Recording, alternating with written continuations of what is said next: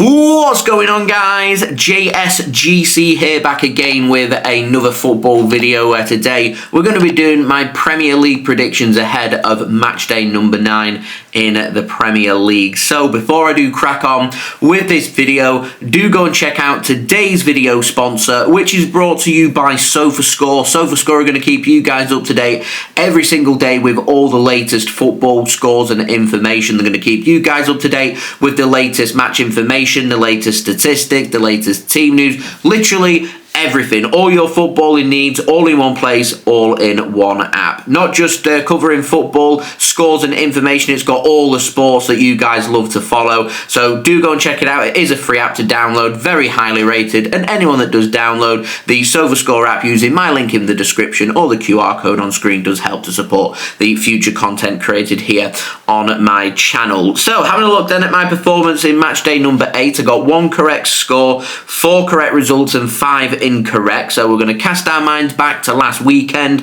On Saturday 18th of October, I had Chelsea down as 2-1 winners away against Nottingham Forest. In the early kickoff, Chelsea did win that game by 3-0. It saw Ange Postecoglou, who's only been in charge, just over a month at Nottingham Forest, sacked. So Nottingham Forest now have brought in Sean Dyche, and we'll see how he does get on, but a little bit of a mess at Nottingham Forest right now, and a big 3 points and a big 3-0 win there for Chelsea. Now moving on to the 3 o'clock games, I had Brighton, Newcastle, weren't sure what to do with it, so I went with a 1-1, that finished 2-1 Brighton, a good win for them. I had Burnley down as 2-1 winners against Leeds, wasn't too far away, that finished 2-0 to Burnley, the importance of home advantage of course. I had Crystal Palace down as 2-0 winners against Bournemouth. Bournemouth probably should have won that game in my opinion. They led by 2 goals. They ended up drawing the game 3-3. Entertaining game to say the least at Selhurst Park. Good point for Bournemouth, but I felt like the 3 points were there for them, and I think Crystal Palace will be happy to have picked up a point when it looked like they were going to lose that game. So, yeah, there we are. My only correct score that I got correct was Man City against Everton. I had City down as 2-0 winners and spot on with that one. I had Sunderland down as 1-0 winners against Wolves. Again, importance of home advantage. That finished 2-0. And finally, I had Arsenal down as 2-0 winners away from home against Fulham. That finished 1-0. Again, not too far away. Not so great on Sunday and Monday from me though. I had Spurs Villa in the early kickoff down as a 1-1 draw, as I weren't sure what to do with it. Aston Villa picked up a fantastic win on the road against Tottenham, and a cracking goal scored by Morgan Rogers as well. So a big 3 points there for Aston Villa, continuing their good form. I had Liverpool down as 2-0 winners against Man United. Arguably shock of the weekend. Managed to go to Anfield and pick up a win. Liverpool form not been too great. They did manage to pick up a win midweek in the Champions League away from home, a convincing win against Eintracht Frankfurt. So it's ended their bad run of results. So it's up to Liverpool now this weekend to try and rectify and get back on track in the Premier League as well. We'll see if they can do so. And then on Monday night, I had West Ham down as 1-0 winners against Brentford. That finished 2-0 Brentford. Good win on the road for them. West Ham, dire straits. So, rating myself with 1 correct score, 4 correct results, 5 incorrect. 3.5 out of 10. Not my best performance. Anyway, moving on to match day number 9. Friday, 24th of October. Today, you've got Leeds United taking on West Ham United at Elland Road. 8 p.m. kickoff, BST, with the game being broadcast live on Sky Sports. I'm going for an entertaining game here. I'm going for both sides to cancel each other out, but I think there'll be goals, so I'm going 2-2 for this game, and what I'm expecting to be a fiery game both on and off the field. Leeds United and West Ham United, there's a bit of previous there, so going 2-2. Anyway, on to Saturday, 25th of October. Starting off at Stamford Bridge, kicking off the 3 p.m. games. You've got Chelsea taking on Sunderland at Stamford Bridge. I can't see anything other than Chelsea continuing to pick up another win, so I'm going with Chelsea, 2-0 winners there. And Chelsea just seem to be finding their feet very nicely now, in my opinion. You've also got Newcastle against Fulham at 3 p.m. as well at St James's Park. Again, I think Newcastle going to be too strong for Fulham. See them picking up a win, a convincing win, keeping a clean sheet. 2-0 Newcastle for that game, and that's the end of the 3 o'clock games. No early kickoff, of course. On Saturdays, TNT Sports have picked up the Saturday night game instead. So Saturday early evening game at 5:30 p.m. BST, with the game being broadcast live on Sky Sports. At Old Trafford, you've got Man United taking on Brentford, and I think the United strand will be praying that Manchester United can go on 2 consecutive wins in a row if they can go on and win the next 3 games. Got a big game at Old Trafford against Brighton, and to be honest, I can see Brighton doing something. Brighton are a good team, and I've actually gone with Brighton to win that game. How Manchester United would it be to go to Anfield and win and get everybody's hopes up who are Man United fans, and then go to Old Trafford against Brighton in a game that we're thinking finally we can start to kick on, and then pick up a loss and go, there's our reality. 2-1 Brighton and Hove Albion. And then the final game on Saturday at 8 p.m. BST, with the game being broadcast live on TNT Sports, so no early kick-off. They're going to be kicking off at 8 p.m. instead. It's down to London, West London, to the GTEC Community Stadium. It's Brentford taking on Liverpool.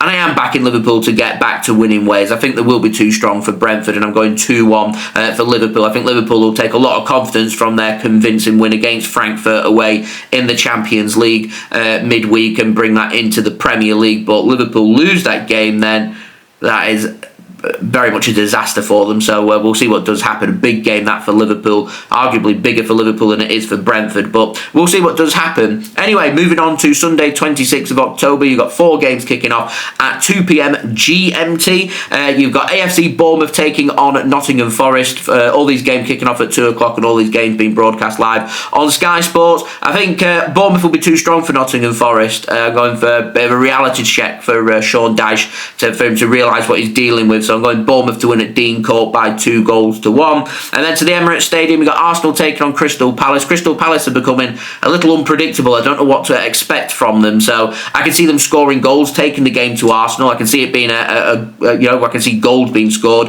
Going for 5-goal thriller, and I'm going for Arsenal to win that game by 3-2. We'll see what does happen. To Villa Park, this is one that I've really been torn upon, because before Man City had played away against Villarreal, I thought to myself about this Premier League game. This is a game that Man City lost last season. This is a game where Aston Villa, who are finding their form very nicely in the Premier League right now, they were finding form in all competitions up until their loss on Thursday night against Go Ahead Eagles, but they'd made a lot of changes for that game in the Netherlands. So I don't think it gives a fair reflection of the level that Aston Villa are at right now under Unai Emery, and I feel like Aston Villa are just starting to get the ball rolling, and this is going to be a very difficult away game for City, so I weren't sure what to do with it, because I can see Aston Villa's players and fans being well up for this, and this is the kind of game where they know that they're the underdog. They're going to thrive being the underdog. They're going to thrive in upping their game, taking the game to City, and if Villa score first, I can see it being quite a long afternoon.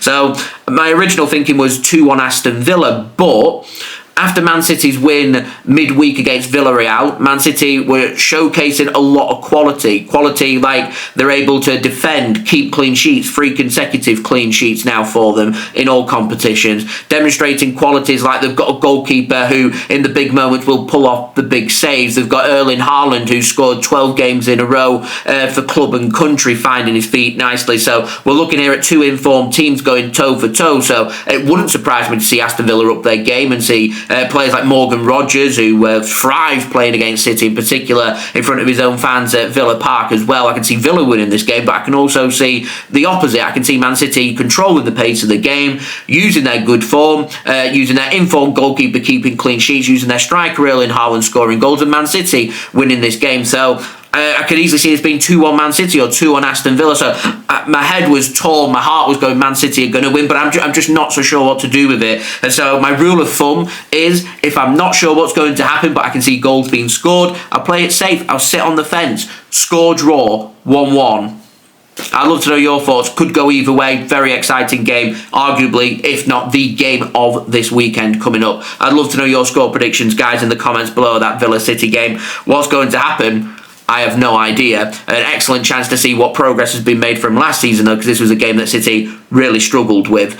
Moving on to Molineux, you've got Wolves taking on Burnley as well at 2 p.m. 0-0 for that game. I can see both sides cancelling each other out. I can see Burnley going to Molineux and picking up points. I wouldn't be surprised to see Burnley win that game, but we'll see what does happen. Big game for Wolves that could really do with a big 3 points there against a potential other relegation candidate come the end of the season, and home advantage, you've got to take full advantage of that. Will Wolves do that? I'm not so sure, 0-0. And then the final game at the Bill Dickinson Stadium, you've got Everton taking on Tottenham Hotspur at 4:30 p.m. GMT, with that game also being broadcast live on Sky Sports. Spurs, very inconsistent. Everton look very solid at their new stadium. So I'm going for a real close, real narrow game.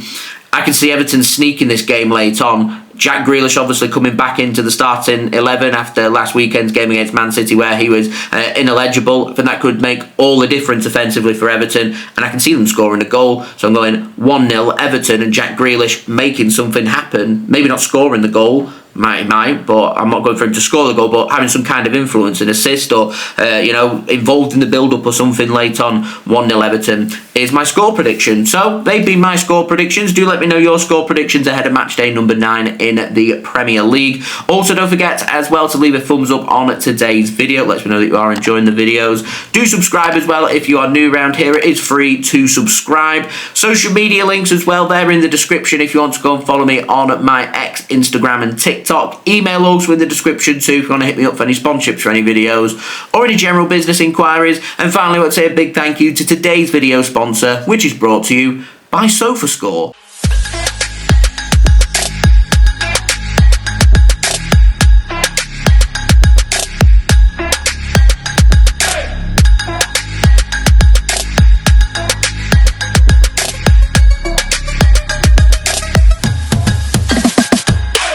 I'll see you all again real soon for the next video. So I've been JSGC. Thank you everyone for watching. I hope everyone is safe and well. Peace. Ciao for now.